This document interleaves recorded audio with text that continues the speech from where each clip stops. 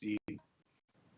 And I'm word now that our Panthers fan will be unable to join us for this draft, and that is okay. This is only number 2 in the top 7, so don't worry. We're on pace for under 10 to get to 9. But we're going to actually go with a wild card here, and I'm going to have my co-host Aaron Stiefel on the far right over there make the pick for us. So Stiefel, you're on the clock. I know this is quite out there, but you're on the clock.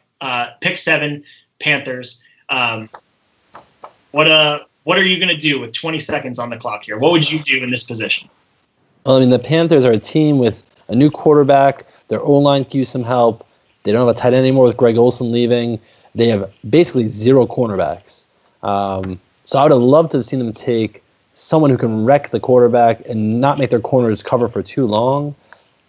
But with Jedrick Wills still on the board, I mean, you got to go Jedrick Wills out of Alabama. He is the consummate pro offensive lineman. He is the best option on the board right now. 2 offensive tackles in the top 7. Jedrick Wills off the board at number 7 to the Panthers from our esteemed co-host, Aaron Stiefel. Thanks so much for making the pick. Bobby, what do you think? Is Panthers get lucky here with this guy? I think, he's a top offensive tackle. And depending on who you're talking to, any one of the top 4 would be the number 1 in another draft.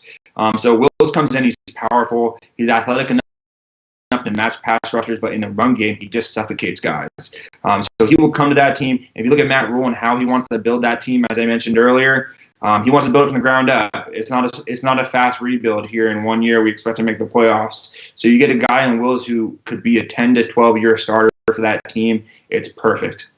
Yep. Run CMC. New friends for McCaffrey and Bridgewater there.